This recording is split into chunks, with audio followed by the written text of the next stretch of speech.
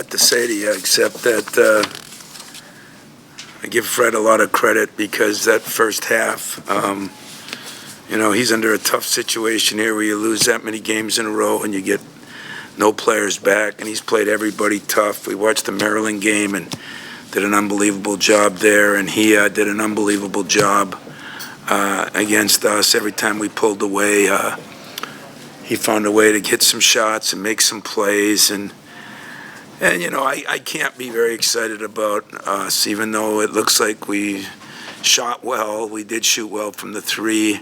The turnovers, thank God for my sophomores, and I also thought Kyle Arns was a big difference in the game. He got 7 rebounds. He goes 4 for 6, 5 for 9. He does some really good things when Xavier and Cassius struggled. So thank God Gabe had a big night, and Aaron had a big night rebounding the ball and played pretty good and attacked the basket, and Kyle played very well. And other than that, we struggled. Cassius' numbers end up good, which is great. But, kind of a night when you shoot 52, 46, and couldn't make a free throw the first half, out-rebound them big. Not demeaning, what they did, because he's got a tough situation and it's going to take him a year or so to get him back. But what we did, isn't going to get us where we need to get either. So questions, I'll answer. Tom, I want to ask you about Gabe. He hadn't done much the last couple of weeks. Just how important was it for him to see some shots start to go in, get something positive? Yeah, it was really positive for him. I thought, they moved the ball pretty good. We got him the ball. He was ready to shoot. He made some shots. He even made a couple drives. I was really happy with. They're not an easy team to guard. Those guards are very quick, and I thought that even Gabe did a decent job in that. So it was big for Gabe. It was big for Kyle, and it was big for Aaron. All three of those guys were the difference in us winning or losing. To go to some smaller lineups too today. Yeah, well, as I said, it was the game plan early in the year, but Kyle, just wasn't able to do it. Even tonight, hurt that back a little bit. So everything, who knows? But we said we wanted to get 20 minutes out of him, and we did. I thought that was big, and one of the reasons we went smaller. They played with 4 small guards the whole time, and it was just hard to cover with bigger guys. And yet, we did some good things. We tried to get the ball inside. They did a great job of doubling. We did a poor job of passing. But I was so disappointed in the turnovers because, everybody charts those differently, and they had 16 points off turnovers.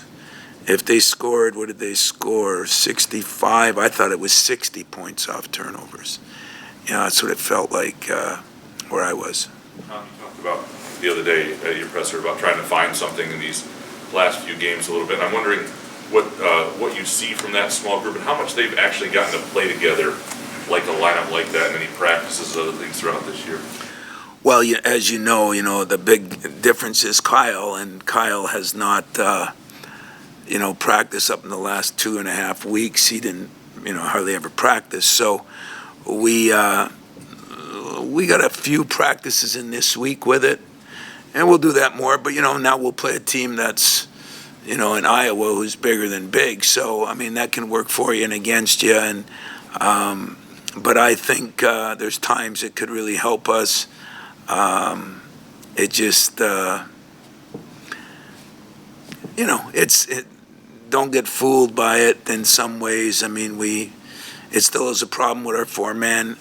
It looks good the way we did it, but we're going to have to guard some people now coming up and rebound the ball. So every team presents a different challenge. And this team, man, I watched them take Maryland right to the wire, had a layup to win it. And I was concerned about the game, and I was really disappointed in how we came out and played. We were decent the first couple minutes, and then just started turning that thing over. So, you'd think with more guards in there, you wouldn't turn it over as much. But most of the turnovers came from, a couple of guys that shouldn't be turning over. When Rocket and Cassius have 9 turnovers between them, that's not good. What was Jack's reaction when you told him he was starting? And also, what was Fred's when you told him that Jack was starting? I didn't tell Fred. I was going to try to do it. The officials, I guess, I was going to ask them if they could just hold off the starting lineups. I talked about it with my staff 2 days ago, and I kind of talked myself out of it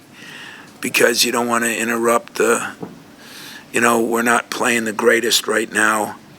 And then as I was riding here, believe it or not, I said to myself, as a coach, this day and age, with the screwed up social media and all the things, a coach never can do what he wants to do. He's always got to do things for everybody else. And I told my staff, you know what, I think I'm going to start Jack because it's the right thing to do. This kid has given me almost 3 years every single day. And I'm big in memory-making moments. I'm really big on that. When I leave there, that's what I hope I have, is a bunch of great memories of certain moments. And I thought, for Fred and Carol, just for them letting me have them.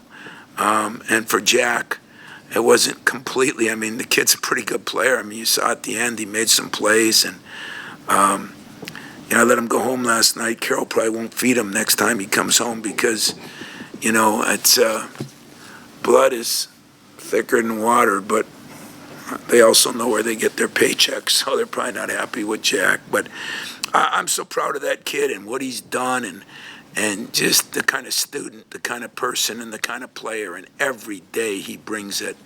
So it wasn't just do it for Fred or Carol, it was do it for Jack because it's the right thing to do. And if we would have lost, I still was the right thing to do. It had nothing to do with that because he deserved it, and I'm proud of him, happy for him, and I think the players were all excited for him. Anything else, guys? Thanks, guys.